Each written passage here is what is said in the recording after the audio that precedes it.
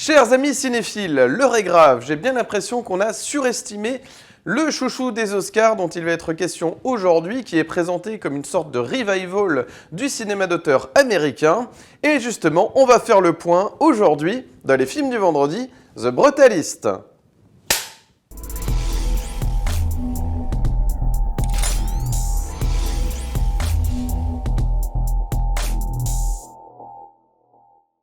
Salut à tous et bienvenue dans les films du vendredi. Aujourd'hui, il va être question de The Brutalist, réalisé par Brady Corbet, qui s'initie son troisième long métrage, coécrit avec son épouse. Brady Corbet, qui était jusque-là connu en tant qu'acteur, dans des rôles pas toujours très mémorables, en tant que deuxième, troisième, quatrième rôle. Et cette fois-ci, donc, il se fait véritablement connaître, il rentre sur le marché, j'ai envie de dire, véritablement, en tant que réalisateur. Il arrive à se faire un nom depuis ce troisième film, qui est donc chouchou pour les Oscars, 10 nominations, hein, rien que ça, pour un film qui nous est présenté comme monumental, une espèce de renaissance du cinéma d'auteur américain, voilà, qu'on n'avait pas vu depuis longtemps, quoi. C'est vraiment un truc de fou.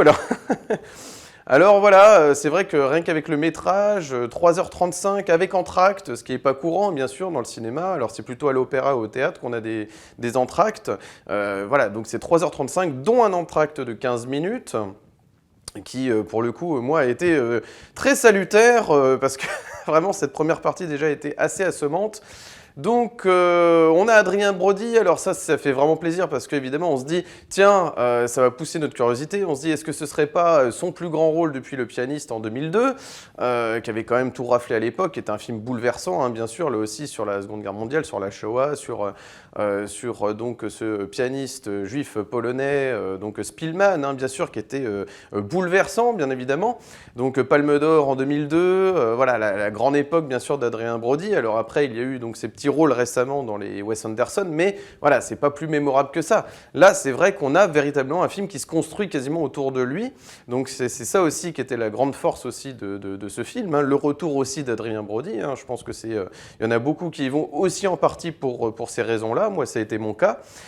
Donc cette fois-ci, il joue un film justement qui va rappeler un petit peu, enfin un rôle qui va rappeler un petit peu donc son rôle dans Le Pianiste, hein, bien sûr, puisque cette fois-ci donc c'est un architecte juif hongrois qui est survivant des camps de concentration. Hein, il a survécu à la Shoah, donc on est dans l'après-guerre. Le film commence en 1947 et nous avons donc Laszlo, puisqu'il s'appelle Laszlo dans le film, Laszlo Toth, qui débarque aux États-Unis. Il arrive à New York et donc la première image qu'on a quasiment mémorable du film, c'est effectivement cette statue de la liberté comme ça, de son point de vue, du point de vue de Laszlo, qui est en diagonale à l'envers. Donc on sent bien que les États-Unis sont présentés ici justement. Enfin, on va montrer que le rêve américain est illusoire en fait, puisque Laszlo va chercher à créer son rêve américain, mais on sent dès le départ qu'on nous dit bah non, vous voyez, c'est en biais, c'est à l'envers, c'est bancal. Et évidemment, les États-Unis ne vont pas apparaître comme une terre d'accueil, bien sûr, hein, c'est toute la question de l'immigration qui est évidemment très actuelle. On a évidemment ce qui se passe aux États-Unis actuellement, hein, bien sûr. Donc, politique à part, hein, comme toujours dans les films du vendredi, mais c'est juste pour expliquer le contexte, hein. Évidemment, le film va présenter des messages importants. Le film est important par rapport à son sujet. Hein, bien sûr, je précise, hein, là-dessus, c'est très important de rappeler, il y a un devoir de mémoire, évidemment, sur la Shoah, sur l'immigration, sur le traitement des immigrés, qui est très important. Bien sûr, il faut dénoncer tout ça, c'est pas la question, donc c'est pour ça que je mets toujours la politique de côté, mais c'est surtout ce qui va nous intéresser aujourd'hui, c'est véritablement la plus-value, en fait, de Brady Corbet, qui est présenté vraiment comme un cinéaste de génie, qui nous présente des choses qu'on n'a jamais vues auparavant. Alors, on essaie de comprendre. Alors, on nous parle, évidemment, en général, ce qui se passe, c'est qu'on nous parle du VistaVision, évidemment, parce que c'est le procédé cinématographique qu'on n'a pas vu depuis Belle Lurette, depuis, je sais pas, Cécile B2000 dans Les 10 Commandements, ou Alfred Hitchcock aussi sur certains films l'avait utilisé. C'est ce fameux défilement horizontal des images, hein. Au lieu d'être vertical, c'est horizontal. Ce qui fait que vous avez, hein, c'est en format 35 mm, vous avez une image rectangulaire qui rappelle un peu la photographie, en fait. Voilà. Donc j'ai l'impression qu'on s'est excité comme des fous parce que le film était fait en VistaVision. Et donc d'un seul coup, ça révolutionne je ne sais quoi. Voilà. Donc c'est à l'image, hein, bien sûr, ce défilement va être quand même souligné, d'autant plus avec le défilement horizontal du générique du début, qui est quasiment comme un générique de fin, où vous savez, voilà, on a vraiment tout le cast qui va passer comme ça en bas de l'image. qui va accompagner en fait l'exil, hein, bien sûr, le voyage de Laszlo qui va prendre un bus pour aller à Philadelphie. Et voilà, on va avoir des images, ça va être entrecoupé d'images qui va nous présenter des espèces de faux spots publicitaires, un peu de propagande, j'ai envie de dire, pour présenter la Pennsylvanie comme un État formidable pour y vivre, que voilà, il y a du plein emploi, il y a je sais pas quoi, enfin c'est vraiment le cadre idéal pour tenter sa chance dans la vie, etc. Donc effectivement, on sent bien que Brady Corbett vont nous montrer justement la désillusion par rapport à ça, hein, d'un immigré qui débarque aux États-Unis dans l'espoir de pouvoir travailler, se sauver, se créer un nom et puis réussir à quelque chose en fait. Voilà. Sachant que vraiment, on a aussi le discours forcément sur le traumatisme de la Shoah, bien sûr, parce qu'on voit Laszlo qui est, quand il débarque, il n'est pas toujours le bienvenu. Il a sa femme aussi, donc Erzébet, qui est jouée par Felicity Jones, qui va essayer de retrouver, puisque finalement il est encore en vie, donc voilà, mais dans quelles conditions, comment il va pouvoir retrouver sa femme, etc. Donc c'est toute une histoire, et il va réussir donc à travailler pour un riche industriel, donc Harrison Lee Van Buren, interprété par Guy Pearce, qu'on connaît surtout pour Memento ou LA Confidential, qui ici, voilà, un rôle assez marquant, c'est vrai, ça faisait longtemps. Donc il va être un peu dans la caricature en fait de ce capitaliste, voilà, ce riche comme ça qui va exploiter, c'est un peu le mécène hein, envers l'artiste, hein, qu'il va exploiter bien entendu pour la construction donc d'un centre, je crois que c'est quasiment une espèce de centre commercial ou culturel, voilà, c'est tout un projet qu'il a en fait de construction d'un bâtiment spécial. Et donc ce centre va être supervisé, hein, donc toute l'architecture par Laszlo. Voilà. Alors je vous épargne un petit peu toutes les péripéties qui font que ce riche industriel, bien sûr, va croire au talent de Laszlo, hein, bien sûr, parce que voilà, on commence à parler donc beaucoup de Laszlo en fait dans les journaux, tout ça, en bien de ça. Donc le riche industriel va vouloir un peu, j'ai envie de dire, capitaliser, hein, c'est le cas de le dire, sur Laszlo pour la réussite de ce projet architectural. Voilà. Donc, c'est un peu le pitch en fait, hein, global de ces 3h35 hein, que je rappelle hein, avec Entr'acte. La première partie pour moi est vraiment assommante, hein, vraiment c'est très très long. À part ce plan de, je vous dis, à peu près mémorable de Statue de la Liberté, et encore qui n'est pas tout à fait assumé parce qu'en plus il est en vertical, mais après on oublie de dire que c'est pas la fin du plan, hein, parce qu'en plus la Statue de la Liberté va se retrouver comme ça de l'autre côté sur le flanc droit de l'image, à l'horizontale en fait. Donc tu te dis ouais, bon, une fois qu'il a baladé la Statue de la Liberté dans tous les sens, bon c'est très bien, ça c'est vraiment ce qui va vous rester un peu de la première partie, j'ai envie de dire, son arrivée pour comprendre un petit peu le contexte de Laszlo. Et puis la deuxième partie avec ce projet et puis avec la confrontation avec la famille Van Buren qui va être absolument terrible parce que forcément à chaque fois on va lui rappeler hein, de temps en temps que il a un accent, qu'il est différent, que je ne sais quoi, voilà. Et encore, je trouve que le film ne se mouille pas assez totalement pour véritablement choisir un angle dans ce qu'il veut raconter, en fait. Il y a beaucoup de thématiques. On a le traumatisme de la Shoah, on a l'artiste versus le mécène, on a le viol, la drogue, je ne sais quoi, enfin, on a le handicap, on a énormément de thèmes, en fait, qui sont pas forcément tous, traités au même niveau, en fait. Ou traités, je veux dire, de la... Il faudrait qu'ils choisissent en fait. On a envie de dire à Brady Corbett pendant le film, choisis un peu un thème principal et surtout un personnage principal aussi. Parce qu'il a tendance un peu, ce qui était fort dans Le Pianiste, je compare avec Le Pianiste parce que pour moi c'est important de comparer les deux. Dans Le Pianiste, pourquoi il y a beaucoup d'émotions qui peuvent jaillir? C'est parce qu'on est toujours du point de vue de Spielman en fait. Là, avec Laszlo, on n'est pas toujours de son point de vue, il y a quelques scènes, de temps en temps, c'est vrai que le film est très long, voilà, qui vont s'intéresser à des personnages secondaires qui sont certes intéressants, bien sûr, hein, mention spéciale à Felicity Jones, justement, dans le rôle d'Erzébet, sa femme, bien sûr, parce qu'elle est aussi, c'est peut-être le vecteur d'émotion le plus fort, finalement, du film, je trouve, hein, même à la limite plus que Laszlo.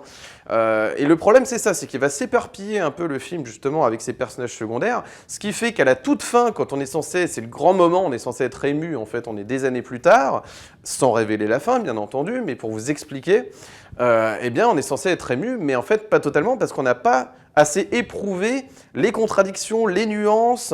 Il manque le relief en fait nécessaire au personnage véritablement de Laszlo Toth pour véritablement se sentir concerné par ces traumas, etc.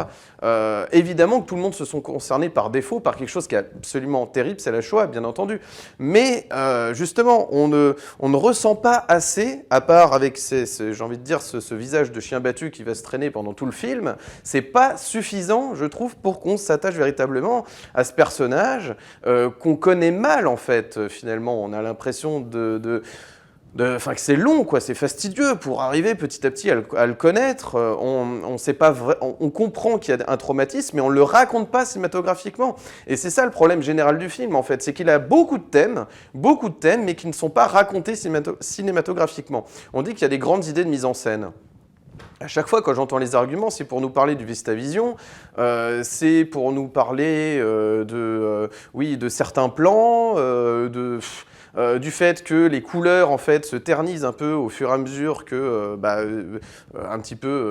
on rentre en fait un petit peu grâce à ça, un petit peu grâce aux couleurs justement dans le traumatisme de Laszlo. C'était un peu l'idée de départ du chef-op d'ailleurs du pianiste. Hein. On a un peu l'impression qu'il copie un peu certaines idées. Et puis, non, franchement, je comprends pas bien. Alors, les plans sont très longs, bien sûr. Alors, c'est ça qui fait d'un seul coup qu'on se dit « Ah, dans une époque où, évidemment, on consomme les films autrement, où les films sont davantage des produits, etc. » Ça fait un peu respirer, mais c'est pas pour autant que ça en fait un grand film d'auteur avec beaucoup d'idées, en fait. En fait, c'est ça qui est terrible, c'est que j'ai l'impression qu'on confond durée du film et monument, c'est un monument parce qu'il fait 3h35, mais vous prenez la zone d'intérêt de Jonathan Glazer, c'est 1h45. Et en 1h45, je peux vous dire qu'il y en a des plans subtils, beaucoup plus subtils, qui vont vous expliquer les atrocités justement de la Shoah, en fait, tout en subtilité, justement, glaçant, où on sent l'horreur derrière voilà, cette famille heureuse comme ça dans son petit précaré. C'est ça qui est très fort, par exemple, parce que je sais qu'on le compare en ce moment, voilà, on le compare à Glazer, on le compare à Paul Thomas Anderson, évidemment, certains aspects peuvent rappeler There Will Be Blood, mais je suis désolé, c'est pas raconté de la même façon, qu'on peut pas s'attacher véritablement à ces personnages. On a du mal, en fait. C'est un peu au forceps, quoi. C'est un peu regardé comme le méchant capitaliste est dur envers Laszlo. Regardez, et au cas où vous avez un doute, je vais vous rajouter une scène de viol. Enfin, ok, très bien, mais il faut le raconter, en fait, ces tensions, ces nuances. Il faut raconter aussi. C'est toujours plus intéressant quand les personnages en fait sont nuancés en fait. Et c'est ça le problème, c'est que du fait que les personnages ne soient pas nuancés, eh ben ça crée justement des caricatures. On tombe finalement dans des personnages caricaturaux. Et c'est tout le problème aussi général de ce film, c'est qu'on a beaucoup trop de caricatures et que pour un film qui se dit sortant du tout venant justement, se détachant de tout ce qui se fait actuellement. Finalement, ouais, non, je vois pas les... Ouais, c'est assez conventionnel, c'est simplement que ce film est interminable. Ok, très bien, il aurait pu rajouter 1 heure de plus, hein, si ça lui fait plaisir. Mais c'est pas pour autant que ça en fait justement un grand film d'auteur. Un grand film d'auteur, il doit être pensé. Il doit y avoir beaucoup d'idées à la seconde, dans les plans, dans la mise en scène. On n'a pas le temps, hein, moi je vous dis. La deuxième partie, il se rattrape, parce que la première... qui est peut-être la plus expérimentale, elle est assommante parce que vous ennuyez, en plus c'est d'un profond ennui ce film, et dans la seconde partie, il retombe dans des automatismes qui sont un peu plus grand public, hein, mais pas forcément dans les mauvais termes, mais c'est-à-dire que là c'est utilisé d'une mauvaise manière en fait, qui fait qu'en fait ça anéantit quasiment presque en fait ses idées dans la première partie en fait. J'aurais préféré à la limite qu'il assume ce qu'il avait introduit dans la première partie, plutôt que de retomber dans des facilités, tout ça dans une espèce de pathos en fait qui va finalement ressurgir à la fin. Donc c'est très curieux. Franchement, en 3h30, je vous dis, il y a une scène qu'on nous sert à chaque fois pour dire que c'est formidable et qu'on montre qu'il y a des tensions entre ce riche industriel et ce pauvre juif hongrois qui se fait exploiter. Cette scène de dîner où on lui rappelle qu'il faudrait qu'il corrige donc son accent de cireur de chaussures. Waouh, très bien, mais enfin bon, si c'est que ça pour montrer les tensions, enfin vous voyez, les choses sont dites dans ce film, les choses sont explicites. Mais c'est plus intéressant quand c'est sous-jacent, quand les choses sont sous-jacentes, qu'on comprend les choses par les non-dits. Et ce film ne fait pas assez confiance au spectateur sur ça, justement. Et c'est ça qui est dommage, c'est de ne pas faire confiance suffisamment à l'intelligence du spectateur pour avoir besoin de lui souligner les moments où il doit être ému, les moments où il doit être choqué, les moments où il doit être... Et non, non, ça doit être beaucoup plus fluide que ça doit être, on doit pas sentir, vous voyez, c'est un peu comme en musique, on doit pas sentir couplet, refrain, couplet, c'est plus intéressant quand on sait pas trop où on se trouve justement. C'est là où on a quelque chose de plus autorisant, mais finalement il retombe dans des codes comme ça en fait. Donc c'est ça qui est curieux. On nous présente aussi ce qui aurait pu être intéressant et qu'on commence un peu à comprendre dans ce film, c'est que oui, le béton, l'architecture, ce qu'il va créer, évidemment, on va faire écho au camp de concentration, mais c'est pas parce qu'on le montre à l'image qu'on le raconte, en fait, dans un découpage, vous voyez, qui serait novateur. Non, c'est pas novateur, on nous montre, voilà, un bâtiment qui se construit, mais on nous raconte pas le béton, on nous raconte pas ce que c'est, l'enfermement via le béton, etc. Ça me rappelle une très belle œuvre, enfin une œuvre beaucoup plus forte, hein, bien sûr, en architecture. C'est l'œuvre de Peter Eisenman, donc au centre de Berlin, dans le centre de Berlin. Donc c'est entre la porte de Brandebourg et la Potsdamer Platz, voilà, à Berlin. Vous avez donc le mémorial de l'Holocauste avec ces gros blocs de béton que j'ai visité l'année dernière. Donc j'en sais quelque chose, je peux vous en faire profiter. Je peux vous dire que quand vous défilez justement entre les blocs de béton qui en plus ont des dimensions différentes, vous sentez en fait toute l'horreur, tout l'enfermement, tout le côté terrifiant en fait des camps de concentration. Vous avez l'impression en fait de le ressentir à travers cette œuvre architecturale. Voilà, vous le ressentez. Et bien là, c'est ça que je comprends pas, c'est que certes l'architecture peut faire ressentir de manière sous-jacente comme ça, eh bien, les atrocités des camps de concentration et du sort des Juifs assassinés par les nazis. Voilà, vous pouvez le ressentir. Mais l'architecture, au cinéma, ça doit se raconter, justement, par un montage particulier, par quelque chose qui fait la différence. Qu'est-ce que c'est que Brady Corbet dans sa mise en scène? Qu'est-ce qui fait qu'il est véritablement différent des autres? Franchement, j'aimerais qu'on m'explique, parce que d'ailleurs, quand j'écoute un peu des critiques dithyrambiques, je ne sens pas beaucoup d'arguments, justement. J'ai un peu l'impression que c'est un peu au forceps, parce qu'il y a l'effet Oscar, parce qu'on est dans une pénurie en fait, de films autorisants, intéressants, etc., et que dès qu'il y en a un dans l'année, il faut sauter dessus, etc., c'est pas parce qu'il y en a un, parce que je vais pas complètement casser le film, bien sûr que ce film, bon bah voilà, oui, c'est un bon film si on veut, enfin disons que ça se défend. Ce qui se défend, on peut débattre du fait que ce film est recevable ou pas, il a le droit d'exister, c'est pas le problème. Vous voyez ce que je veux dire? Faut pas non plus casser des élans artistiques, bien sûr. Quand c'est un projet honnête, quand c'est quelque chose. Mais j'ai pas l'impression que ce projet soit totalement honnête en fait. Je trouve que c'est vraiment un peu facile la manière dont on raconte ce sujet.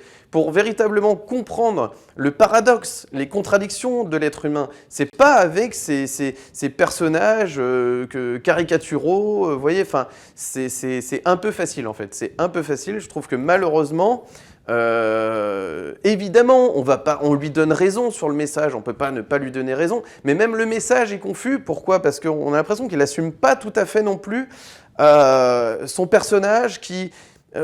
presque on se demande, enfin c'est un peu terrible ce que je vais dire, mais on se demande si c'est pas un peu comme Guy Pearce dans le film où il y a une espèce de mépris pour Laszlo, entre fascination et mépris. Et un peu, on a l'impression que le cinéaste, c'est un peu pareil, c'est mon personnage, bah voilà, il va tout le temps être accablé par la vie, il va toujours être en position de victime, constamment.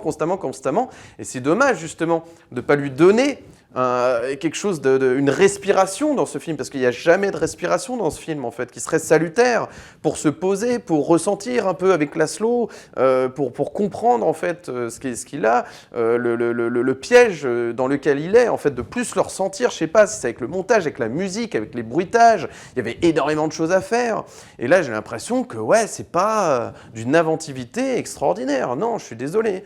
Donc, franchement, voilà, c'est une déception. Alors, je dis pas que j'en attendais forcément grand-chose, mais quand même, annoncé comme voilà, le gros banger des Oscars, waouh, franchement, non, j'ai l'impression d'avoir vu un film, je sais pas, je vous dis, on cite Paul Thomas Anderson, on cite Jonathan Glazer, même j'ai entendu qu'on citait Elia Kazan avec America, c'est vrai que il y a du sens avec ça. L'arrivée avec la Statue de la Liberté à l'envers, son arrivée donc aux États-Unis, le fait où il y a tous les espoirs, hein, quand on projette comme ça, c'est vrai que ça m'avait fait penser à ça. Alors je l'ai pas vu depuis longtemps, hein, ça remonte à la fac. J'étais en fac de cinéma, mais voilà, c'est vrai que ça a du sens quand j'entends tout ça. Effectivement. Mais c'est pas pour autant que c'est pas une espèce de mimétisme à la Anderson, de mimétisme à la Glaser, mais qui en fait forcément véritablement une différence Corbett. La différence Corbett, j'aimerais bien la voir, en fait. J'aimerais bien la voir, justement. Donc, non, pour moi, et puis même, il arrive quasiment, en fait, à faire de la mauvaise direction d'acteurs, je trouve, qui sont en roue libre. Moi, j'ai l'impression que Adrien Brody, se repose un peu avec, je vous dis, cette tête de chien battu pendant 3h30, qui rappelle, justement, dans Le Pianiste, justement, il y a des nuances. Il y a des moments un peu qui sont porteurs d'espoir, des moments où ça retombe, des moments où... Mais il y a un yo-yo émotionnel, en fait, dans Le Pianiste. Là, je vois pas le yo-yo émotionnel, on est tout le temps accablé avec cette victime comme ça, qu'on écrase pendant 3h30. Et si c'était pas suffisant, le fameux passage où donc ils vont chercher du marbre en Italie, tu te dis ça va peut-être être le moment où il va y avoir justement la respiration, il va se passer quelque chose d'intéressant. Et ben non, c'est encore du sordide, c'est encore plus c'est sordide, hein, plus on va comprendre le message. Ben non, je suis désolé, non, faut apporter de la nuance. Il faut écrire ses personnages davantage, écrire plus aussi son découpage, parce qu'on a l'impression, je sais même pas, hein, ça se trouve, il a coupé dans le gras et que le film faisait déjà 4 ou 5 heures, hein, va savoir, on sait jamais. Le film est très long, mais voilà. Alors c'est vrai que dès le départ, il avait pensé son film avec Entr'acte, bien sûr, bon, très bien. Alors on se dit, ça va peut-être être justifié. Mais non, je suis désolé, c'est pas justifié. À la limite, il aurait pu enlever cet entracte qui sert à rien et gagner 15 minutes, hein, facile. Parce que tu peux enlever 1 heure au film, hein, si tu sais écrire ton film davantage, tes personnages, tes situations, ton contexte. Franchement, là, non, c'est indigeste, c'est assommant. Et parce qu'encore des films où on s'ennuie, c'est pas le problème. Le problème n'est pas, est-ce que ce film, c'est pas censé forcément être un film, de toute manière, c'est pas un film de divertissement, c'est pas un film qui est censé être grand public, c'est pas tout ça, bien entendu. Mais je suis désolé, quand tu fais des longs plans comme ça, qui sont très très longs, eh bien, et au moins une idée de mise en scène, de mouvement de caméra particulier, quelque chose qui fasse que, ah ouais, ok, tu te dis, Corbett, il a son style, il a sa patte. Et là, non, franchement... Non, ça rappelle, moi je comprends pourquoi les critiques s'emballent, c'est parce que ça rappelle une époque du cinéma qui était un peu plus, comment dirais-je, où il y avait énormément de prise de risque, où on se fichait un petit peu forcément de la rentabilité, où je sais pas, il y avait un élan, il y a beaucoup de cinéastes indépendants qui se mouillaient, qui essayaient de... Voilà, il y avait une concurrence de toute manière à un moment donné. Avec la télévision, vous vous souvenez, donc on faisait des films à grand spectacle, dans les années 80-90, il fallait faire des gros blockbusters, bien sûr, et aujourd'hui, il faut concurrencer les plateformes, en fait. Donc tu te dis, eh ben, on va aller à contre-pied, on va faire des plans très longs, on va faire un film interminable, mais c'est pas pour ça, c'est pas pour autant qu'on avance, en fait. C'est illusoire, ça, de croire qu'on avance, parce que d'un seul coup, on va vous faire un métrage assommant, où tu vas être mais épuisant. C'est pas pour autant que c'est novateur, non, c'est presque réac, j'ai envie de dire, par rapport à, eh bien oui, la vitesse à laquelle on consomme aujourd'hui les films, les séries, bien sûr, on a des montages un peu plus frénétiques, un peu plus rythmés, bien sûr, mais ça veut pas dire que parce qu'on a un montage rythmé, on n'est pas pour autant un auteur intéressant, qu'on n'a pas de grandes idées, donc c'est pas tant le problème du rythme du film, en fait, et de la longueur, si on en est réduit à ça pour se dire, voilà, on est en présence d'un film monumental, parce qu'en fait, pendant 3 heures, on voit un type être constamment en position de victime, mais à qui il arrive des atrocités et qui va lui-même péter les plombs.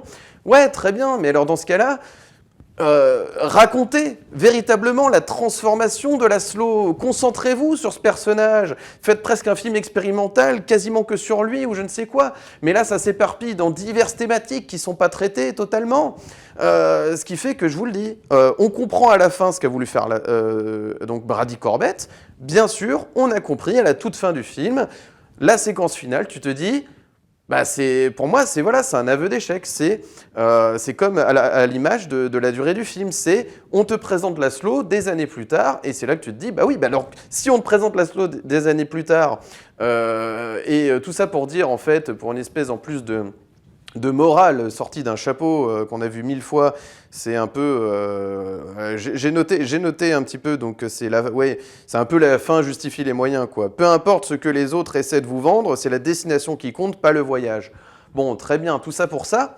Mais même ça, je trouve que c'est pas très bien amené, en fait. C'est pas très bien amené pour que d'un seul coup, ça ait du sens à la toute fin, en fait. Tu te dis, ok, t'as mis beaucoup de personnages secondaires, mais en fait, ton sujet principal, c'était Laszlo. Mais c'est trop tard. Mais c'est trop tard, voilà.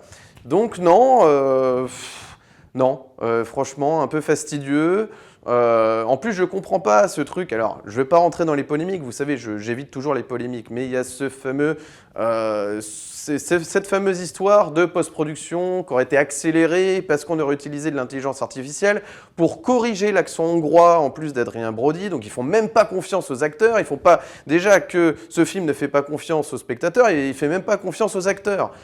Déjà, tu te dis, il y a un problème. Alors, je vais pas rentrer dans les polémiques, bien sûr, mais je suis un peu obligé d'en parler parce que on dit d'un seul coup, on a un auteur qui est à contre-courant, etc. Et lui-même utilise l'IA. Donc, bon, quand tu creuses un peu, tu te dis non, en fait, non. Alors, il s'est défendu que l'IA n'est pas utilisée partout. L'histoire des dessins, c'est pas tout à fait vrai. Il y a vraiment quelqu'un qui a fait les dessins. Bon, très bien, mais pour cet accent hongrois, voilà. Et puis ils disent oui, mais il fallait accélérer la production. Non, t'es pas obligé d'accélérer la production du film. Non. Si justement tu joues à l'auteur qui est à contre-courant, eh ben non, tu te précipites pas justement. Donc voilà, non, franchement, je comprends pas. Je comprends pas. Pour moi, c'est très curieux. L'emballement autour de ce film est un peu poussif en fait, un peu au forceps, hein, vraiment. Donc voilà, c'est même pas rendre hommage au talent d'Adrien Brody parce que comme t'écris pas tout à fait ton perso, que c'est maladroit la manière dont tu le mets en scène, en fait, la direction d'acteur est un peu maladroite, t'as un peu l'impression que parfois ils sont en roue libre.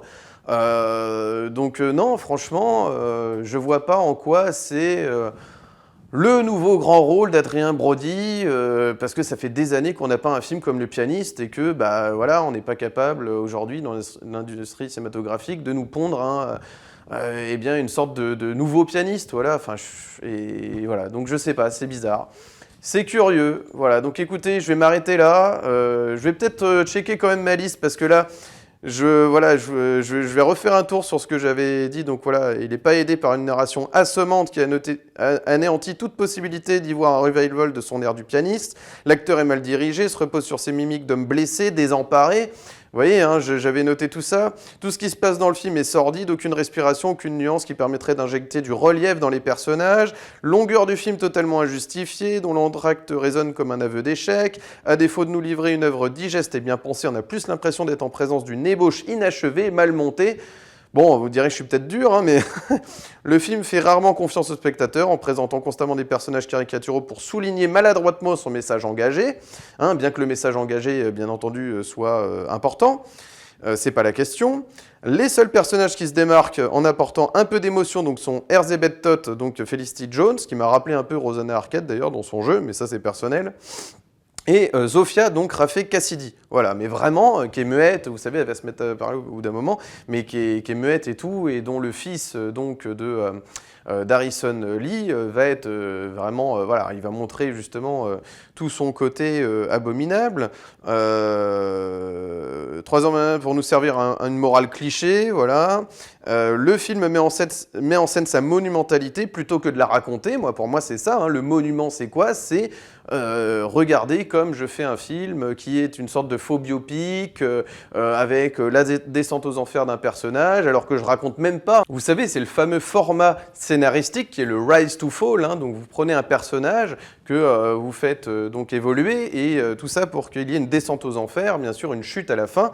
Voilà, donc le biopic, ou le faux biopic comme il est question ici, eh bien c'est très pratique justement, pour créer de l'émotion normalement, etc.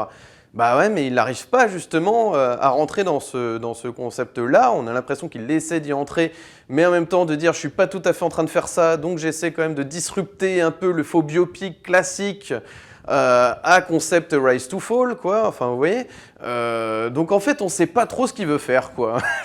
Et moi franchement je vais vous dire, je vais conclure cette vidéo en disant on sait pas ce que ce cinéaste, véritablement, a voulu choisir comme angle. Hein.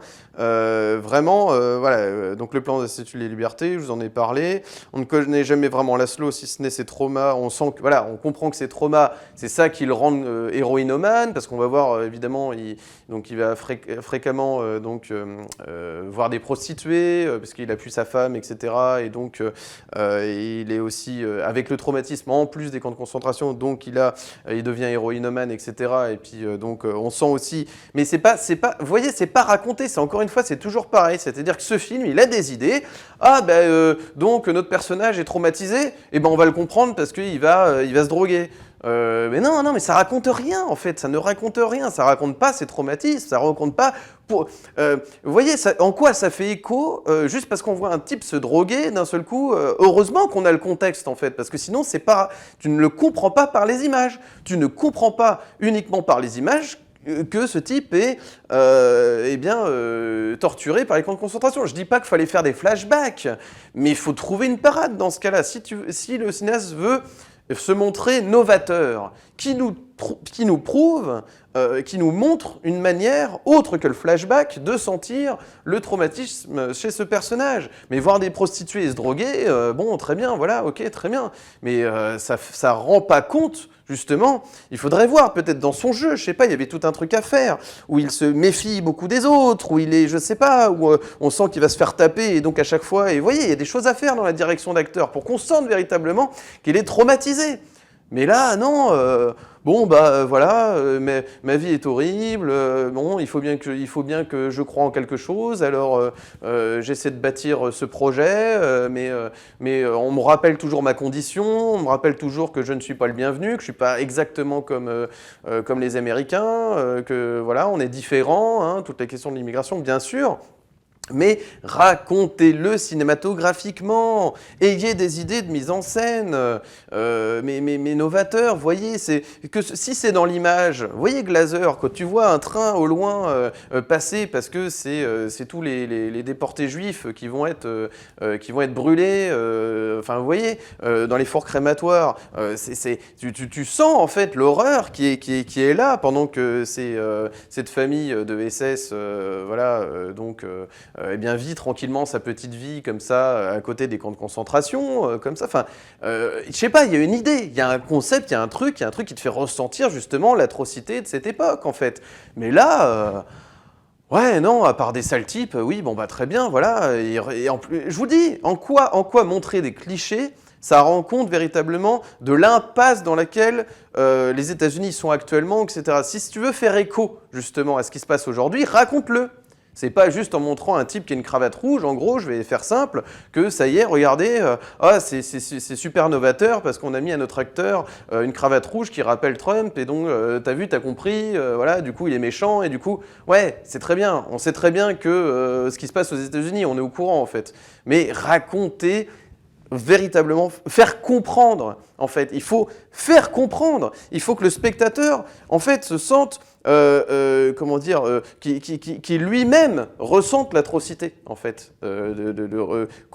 Il la vive, il faut faire vivre. Le cinéma, c'est des émotions. Si tu ne fais pas vivre, en fait, ce que c'est que vivre à cette époque, de comprendre qu'est-ce que ça coûte, en fait, de vivre à cette époque, il faut le rendre compte, il faut le comprendre, ça. Et en quoi ça résonne aujourd'hui, en fait, mais le faire comprendre subtilement, voilà, c'est ça qui aurait été beaucoup plus fort. Franchement, non, passez pas 4 heures, alors oui, on en a pour son argent, bien sûr, on passe 4 heures dans la salle. Ouais, mais à quel prix si c'est, en plus de ça, pour vous endormir à moitié. Franchement, je vous le dis, laissez tomber. Franchement, non. Je ne peux pas, malheureusement, je ne peux guère vous recommander The Brutalist de Brady Corbett. Si vous avez aimé cette vidéo, n'hésitez pas à mettre un petit like, de vous abonner, d'activer la cloche pour ne manquer aucune de mes nouvelles vidéos et de me suivre sur Instagram, Steph_LFDV. N'hésitez pas à m'ajouter sur Instagram afin d'être tenu informé des prochaines vidéos sur la chaîne ou tout simplement pour accéder à mon contenu. Écoutez, malgré cette petite déception, je vous rassure tout de suite, l'année ne fait que commencer et bien entendu qu'il y aura de belles surprises pour cette année 2025. avec toutes ces bandes annonces pour le mois de mars. Hein, rien que pour le mois de mars, déjà, ça arrive. Donc, c'est la folie. Il y a plein de films qui vont sortir. Et évidemment, pour le reste de l'année, il y aura évidemment d'autres films américains. Je suis encore sous l'effet de l'émotion. Mais il n'y a pas que Brady Corbett cette année, hein, voilà. Il faut le rappeler quand même, hein, il y a plein d'auteurs, il y a plein de films qui vont sortir, donc d'un seul coup on s'est mis vraiment, je sais pas quelle idée en tête là, comme quoi, j'ai l'impression que le début d'année, faut dire que tous les films à peu près corrects qui sortent, ça y est, c'est tous des chefs-d'œuvre, quoi, faut se précipiter pour, je sais pas, faut que les gens, faut que les spectateurs retournent dans les salles, j'ai l'impression, donc c'est un peu, on essaie de pousser à fond comme ça, pour que les spectateurs retournent dans les salles. Donc je sais pas, est-ce que c'est ça? Qu'est-ce qui fait que c'est toujours compliqué? On verra ce qui se passe. Enfin, en attendant, on a donc les Césars. Normalement, le jour où cette vidéo sort, il y a les Césars. Donc vous savez que j'en attends beaucoup pour le Comte de Monte Cristo.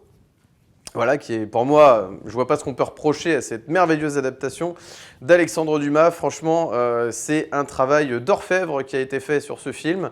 Donc moi, j'espère qu'il va être récompensé. Et puis, on verra ce qui se passe aux Oscars aussi. J'en attends beaucoup pour The Substance, comme vous le savez. Oh là là, Coralie Farja, très très beau travail aussi qu'elle nous a proposé. Vraiment, c'est magnifique. Donc voilà, je rassure, hein, tout le monde, hein, il y a des auteurs hein, et autrices, voilà.